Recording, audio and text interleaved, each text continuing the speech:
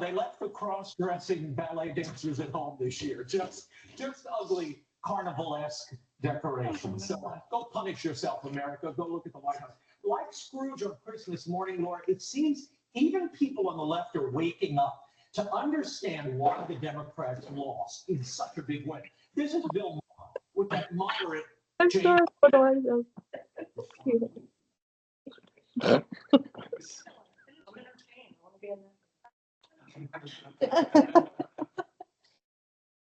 Oops.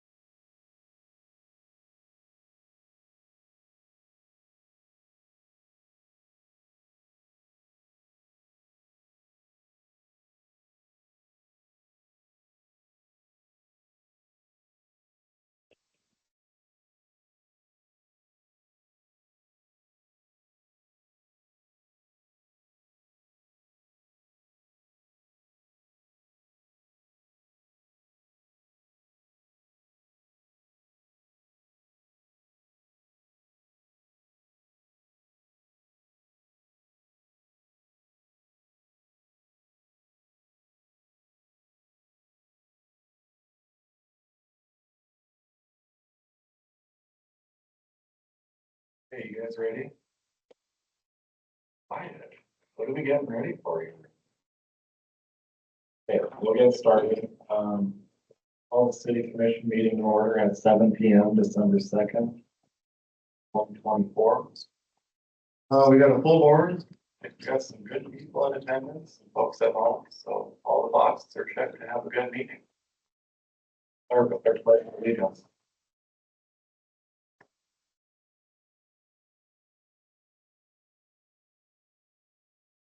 Allegiance to the flag of the United States of America, to the republic which stands one nation under God, indivisible, justice for all.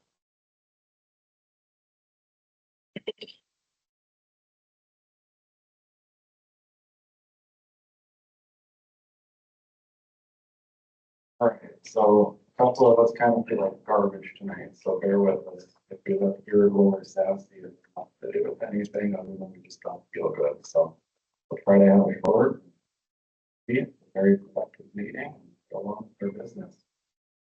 So first up is the minutes, for the commission meeting dated November 18th and the special commission meeting dated November 26th. There are no modifications. I need a motion to approve.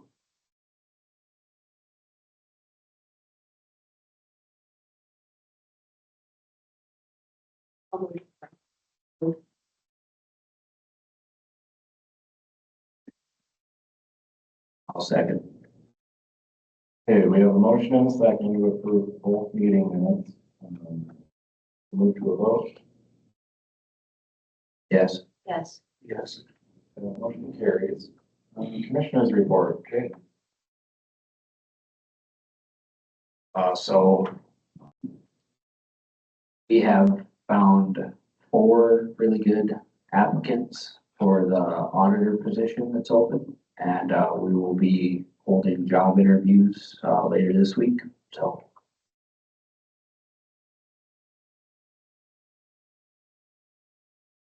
I have one thing I'm going to ask to take that to the agenda.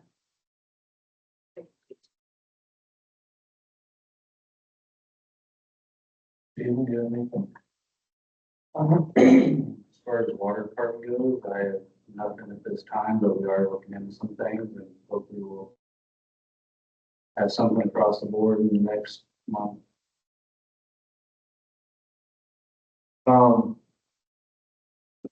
Couple things on my end, one small, one big.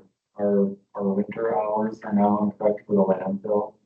So as of, I guess, yesterday. Those winter hours are Saturdays from 9 to noon. And then Tuesdays and Thursdays by appointment, but by appointment, please make those during normal business hours. So that goes in effect right now. Secondly is we have our election for it's been open pretty much since the day we've been here. So that is Tuesday the 10th, right, Veronica? From 10 a.m. to 7 p.m. and that's being held right here, correct? Correct. Okay. So very important. We cannot wait to have that seat filled. Really look forward to having a full board. Okay, so I guess here you go, Jess, a modification or approval of the agenda. On my portion, if we could just add a quick policy update. We'll go number 6 for that. And just Jeffrey and Veronica both called today to ask for the airport authority to have a spot on the agenda, so we'll throw them in at 7 if that's okay with you. Okay, so we'll need a motion to approve the agenda with modification. Oh, move to approve. I'll second. Okay, we have a motion and a second to approve the modified agenda. We'll move to a vote. Yes. Yes. Yes. Motion carries. Liz, how are you? Good, thank you. Stephen's microphone, sorry, I promise I'll give it back, I don't want it the whole time. Make sure we're on. All right, folks, I'm gonna keep my section brief. It's good to see you all here in person. As Jess referenced, there will be brief discussion I anticipate from Chief Nelson regarding the PD. Josh did reach out and we've had an opportunity to confer. They'll be discussing with you guys a PD policy 1040. To my mind, and after we discussed and made a few revisions, it's a good and necessary policy for the department. So if I can help with any questions there, I'd be happy to. But I think Josh probably got that covered. I will also note on the agenda tonight, I don't really have independent business besides the agenda, but there is a line item for KSI. That is agenda item number 5. I don't know if Monty and Gavin are here or not, but they did send some, good discussion of authority. Certainly, I'm happy to discuss that from the city's perspective to the degree that there are questions. I did want to note, and I don't know if that reached the commission because we're not really allowed to confer as a group outside of meetings, that prior to tonight's meeting, the township had expressed an objection. That's something that KSI's correspondence did not discreetly address, and I wanted to put that on the radar as being something that may or may not have legal bearing, and we can discuss that later, but certainly it has community bearing because they're the township and that lies within their realm. So I don't want them to be forgotten or dismissed of the conversation. Couple other items that may come up in the course of discussion, I'm happy to help with that. No litigation updates tonight, but again, I want to keep you guys in suspense. I keep telling you it's going to come up one of these meetings. I promise it will. I'd hoped we would have something tonight, but we don't yet. So more details on that as it develops, and that's all that I have.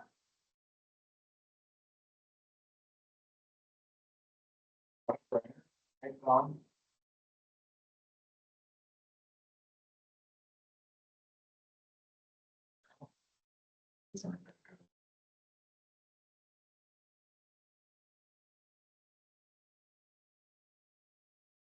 I don't see John. All right, number 3, that's the Tri-County Regional Development Council Board of Directors. So last meeting, we had a little back and forth because former President Litton and Addie Salinas were both on that board, and we need to replace them with, I guess you call it people that are active and willing to participate in that board. I suppose the best way in my mind to put that would be, we also talk about not really, say not having anything to do with these, but passing that off to people that are a little more equipped and available to do those functions. And because of that, I would think that maybe appointing somebody that's on that EDC board would be the proper play here. Feel about that. I have talked to a couple gals that are willing to do so. Can we do that? No, their email indicated they were just looking, for replacements. They didn't send a bylaw indicating it had to be a board. That's not how I read it. So if I'm wrong, it's because they were unclear, but I don't see that that would be an issue. And are we just looking for two spots or one? So the city of Tyler would like to appoint a commission president in place of the mayor and an alternate for him as well to sit on the board. Dang. I don't know if I think you roll too. You guys still willing? I'm not interested, so. Sure. That sounds good to me. I think it's kind of right in their ballpark, so. Yeah, I'd have to agree.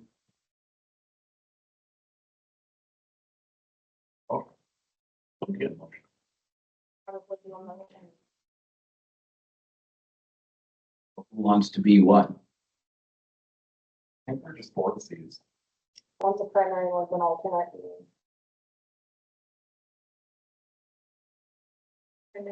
Who wants to be the alternate?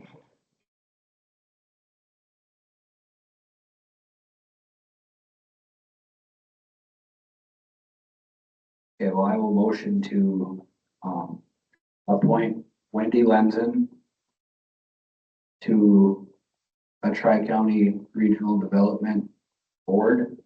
And I would also like to appoint, Judy Odegaard as the alternate for the Tri-County Regional Development Council Board of Directors.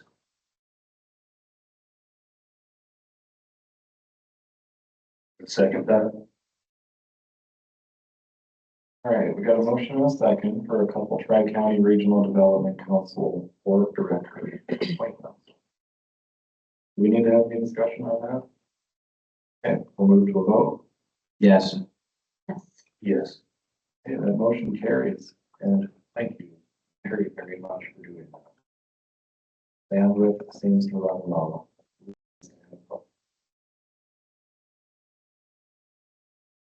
Okay, we are on to new business. Number 4 is the William County Tax Foreclosure Sale Property. Veronica, you can bump in if you would like. I think I can kind of generalize what we're after here. So we have one foreclosure property that sold at auction, but the funds didn't come forward to pay for that property. So it's kind of back in our court. Like, what do we want to do with it? Do we want to hang on to it? Or I should say that, do we want Williams County to hang on to it till the next sale? Do we want them to hold off until the next foreclosure auction? Or do we want to make a cash offer that bounces off the Williams County board for approval? Guys, I don't love option 3. I don't know what that looks like if we have residential real estate, maintenance behind it.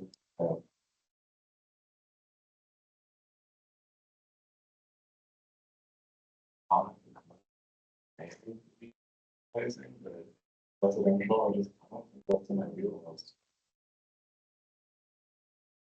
So it's really up to you guys. Do you want to just kick it back over to Williams County and say options 1 and 2 sound better, which means we're not in?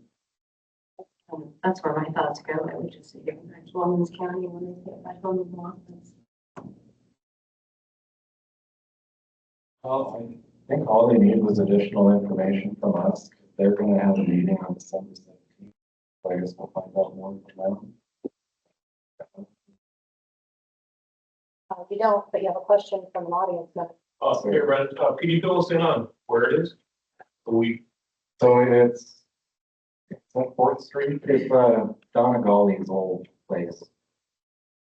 It'll be down the street from Rick Barrow's house and shop.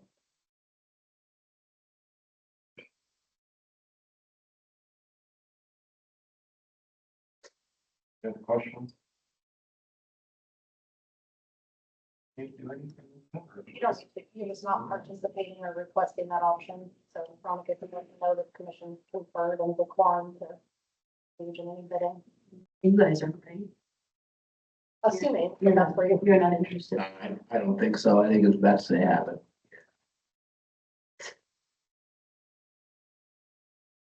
Okay, new business number 5, that's KSI, that's their letter to the city to re-vacate traffic requirements. They're not here and I don't think they're called in either. But since we do have a little bit of time, can we call an audible and you ask Chucky a couple questions on it? Yeah, I think that's.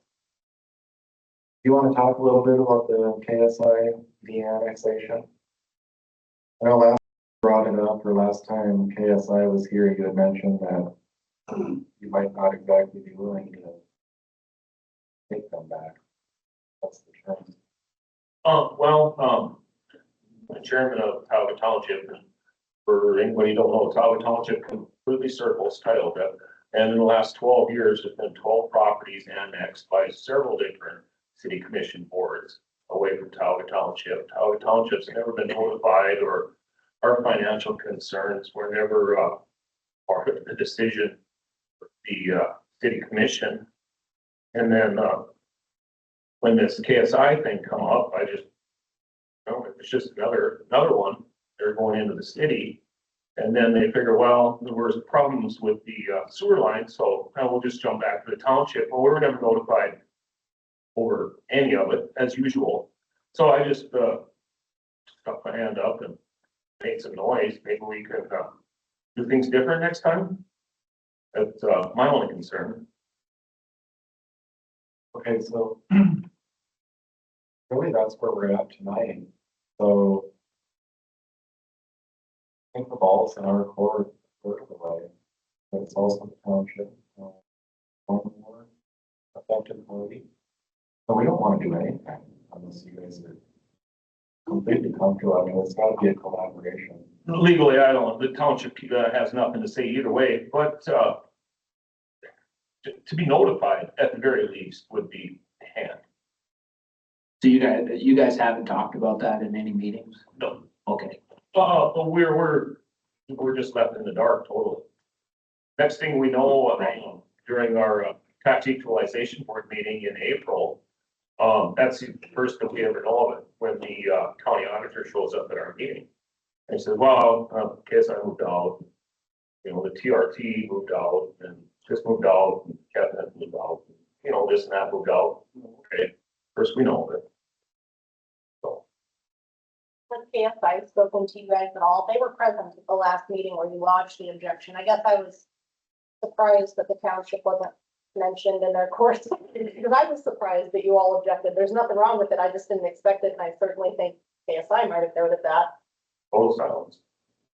That's why I asked Chuck. I didn't know if after that meeting, if you guys actually talked about it in a township meeting or.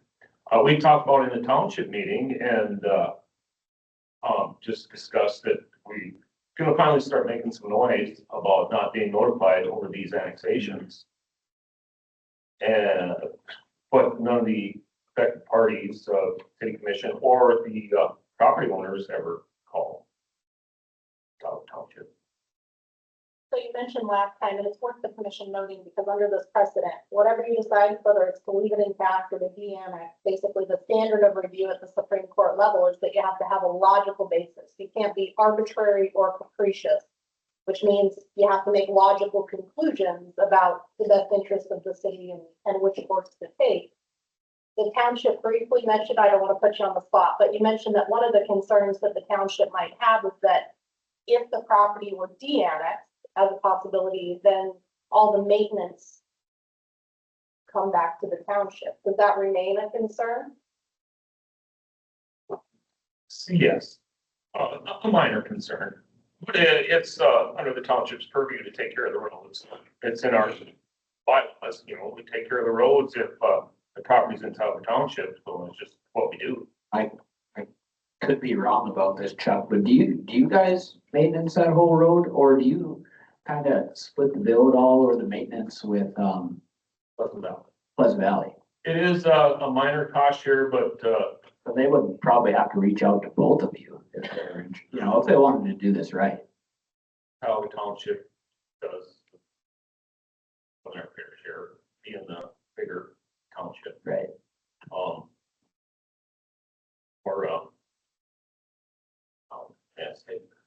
so we just generally take care of the majority. But yes, you're right, it is border road. That's what I was just curious. Okay, so last time we talked to KSI, we asked them to come up with a legal basis to get the annex, and they came to play. So probably the proper thing would be, I don't know, we can't really request them to talk to the township, but that's what I want. I think if the dialogue continues. I think we should request. So we can't make them speak to the township, but we can certainly tell them that that was a point that the commission felt would be quite important before it proceeds to a decision. That would be nice. And going forward, any new situation that comes up, any annexation, that was why there's smoke was brought up to begin with. Just to be notified on a township level. But I don't want any smoke, just want to work together. I think it's about, well, I think we need to continue doing that, maybe. that'd be great. Thank you. Was there anything we gotta do with KSI tonight, or we just table it until the next time they decide to show up? Can we get contact info for the township? Because I'll just email Monty and Gavin, their lawyers, and tell them that we spoke with you briefly and we'd appreciate it if they would reach out. And then we could further these conversations. So what's the best way to reach you? Email, phone? Do you want to? Phone, 701-648-9508. 9508? Correct. And then we'll just see. Great. But just got a conversation for in the future. Thanks for coming. Welcome. Right, business number 6, this one's yours, Josh. Yeah. Josh? Bit under 20 seconds, Josh. Nothing's ever 20 seconds, bro. Fair.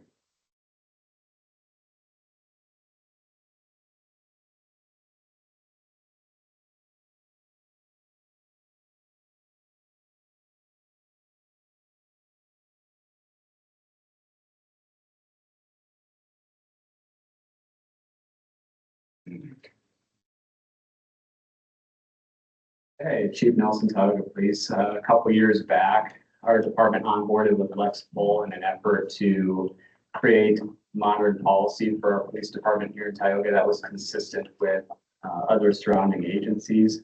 Obviously, the main point of that is to have a professional police department, but also minimize liability for the department, for the officers, and for the city. As we continue moving forward, we continue to tailor some of these policies that are considered master content that's not tailored to Tioga yet, and issue those to our officers to continue to improve our agency. One policy in particular I wanted to bring to your attention, we had actually borrowed it from the Williston Police Department and tailored it to us, would be a policy involving disciplinary action matrices. Disciplinary action matrix here essentially categorizes policy violations into 5 groups, A through E. A would be the least severe and would consist of something as simple as a counseling and passing. E would be something for a severe violation or multiple violations that occur over a certain period of time where an extended suspension would be appropriate, or potentially a termination would be appropriate. So policy 1040 is what was born as a result of that. As you thumb through it, in essence, you'll see that there's different levels of culpability involved with that, you know, intentionally, knowingly, recklessly, negligently, and willfully. These different categories, A through E, are categorized. It gives a brief description. You know, A, for example, here on your page 4 is going to say that description of a violation would be very minor misconduct.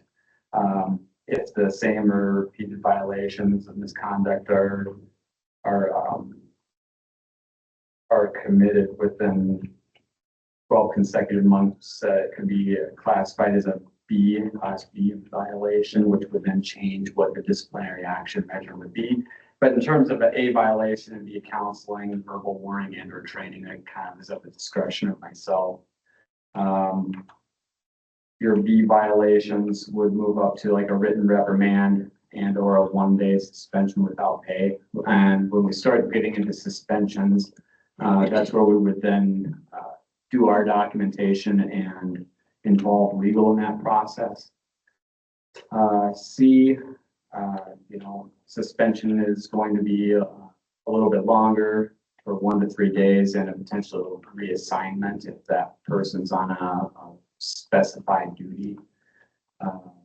D would be suspension 4 to 15 days and or reassignment and or demotion. So if I have a supervisor that's committed a category D violation, there's stipulations to that. A D violation would be considered serious misconduct.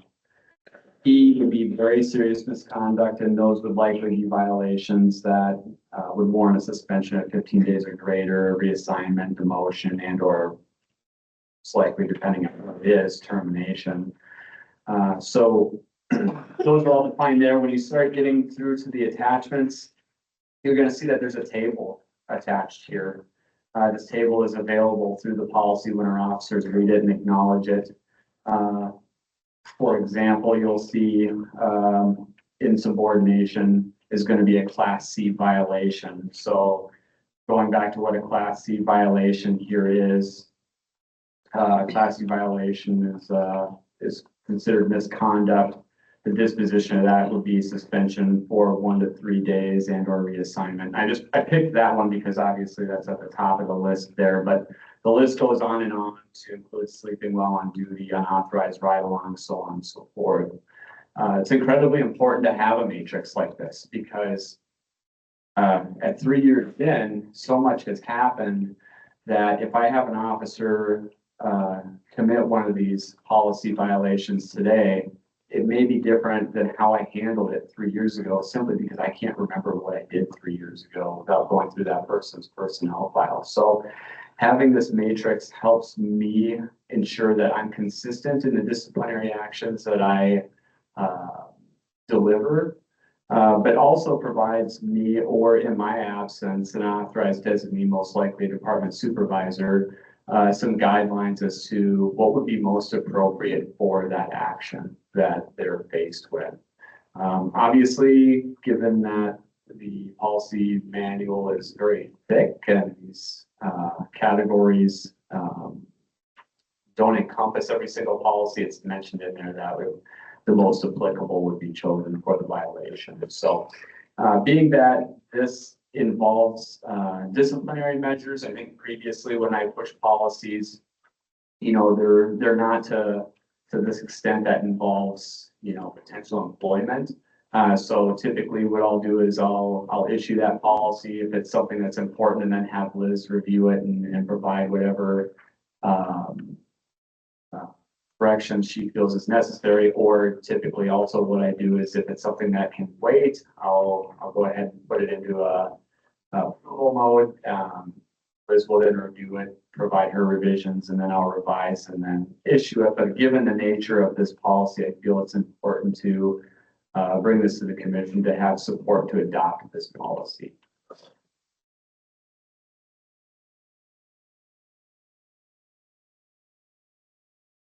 The other really important facet of this, I think, actually relates to law enforcement personnel. I've used some criminal defense, and so there are 2 legs to every proceeding, right? There's the guilt or innocence phase, and that's the process phase. And then if you're guilty, so to speak, then there's a sentencing phase. And what this kind of does is it informs the officers, look, if you're guilty, this doesn't speak to whether you're guilty or not. If you're guilty, here are the consequences. And I think it's very fair for employees to understand, number one, what's acceptable and what's not. but to understand what a transgression looks like. And that's particularly important with law enforcement. We have great cops, but part of the ways you keep departments great anywhere, whether that's the FBI or the Tioga Police Department, is by being accountable, right? Part of accountability requires consequence and appreciation and notice of what that consequence looks like. So that's part of the reason I'm very much in favor. I think it protects the department from allegations of discrimination or unfair administration of consequence. But I also think it gives the cops a fair understanding of what that looks like if they transgress. I think that's fair both ways.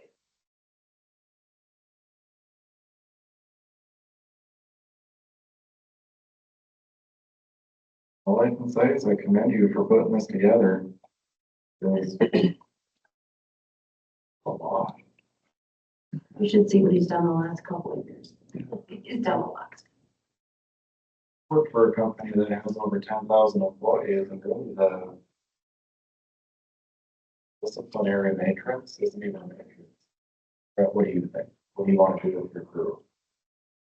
Yeah, that's incredibly hard, because how do you maintain that consistency? And that's how we've been operating since I've taken over this. And sometimes it's really hard to make that determination of what does this warrant? Does this warrant a verbal counseling? Does this reprimand, a suspension? And so this certainly is going to help me help the city and the department, I think.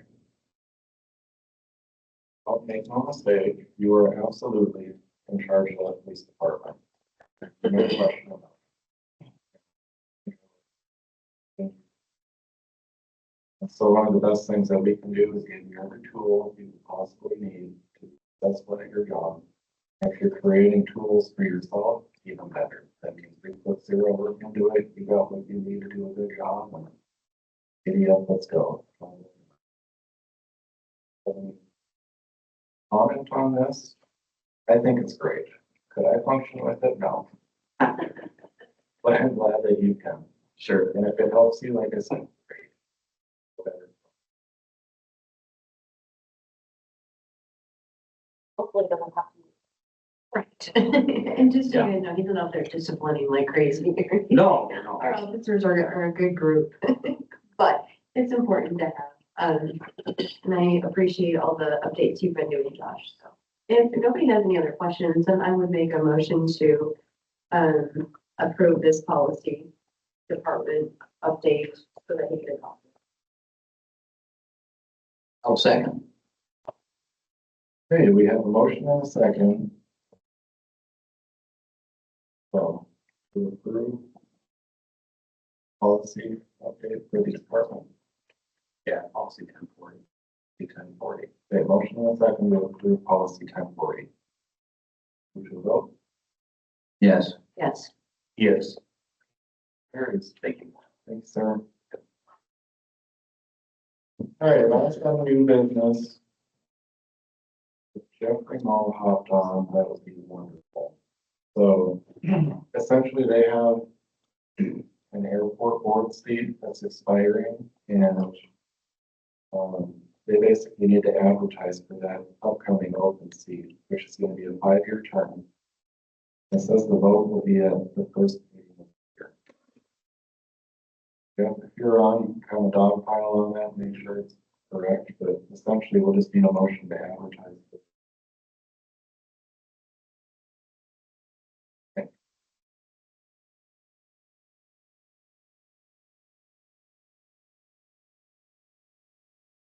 On top of that, and it doesn't need to be part of the motion, but interested parties should send a letter of interest to City Hall. He just please. Could you know? Yeah, it is. Paul Wyrock seat. Oh, policy is over. It did, didn't it? Well, his seat was, when he came in, he was filling an unexpired Yeah. term. Yep. But it's very good. Yep. Well, I'll make a motion to approve the advertising for the open airport.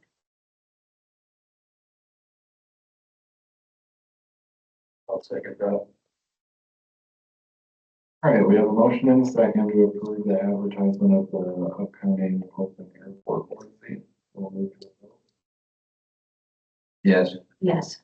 Yes. Okay, motion carries. Wow, last is consent approval. So we got the October 2024 financials, payroll for November 22nd, 2024, and then the November 2024 bills. All that looks good. We'll just motion to the consent agenda.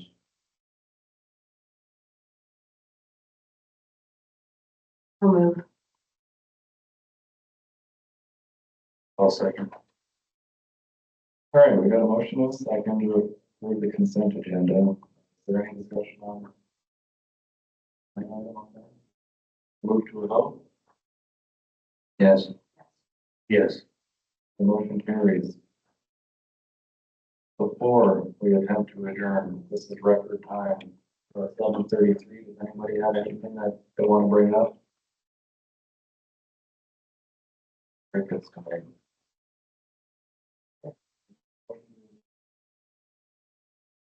Move to adjourn. A second. Okay, we have a motion and a second to adjourn. Move to a vote. Yes. Yes. Yes. You are adjourned at 1:34 p.m.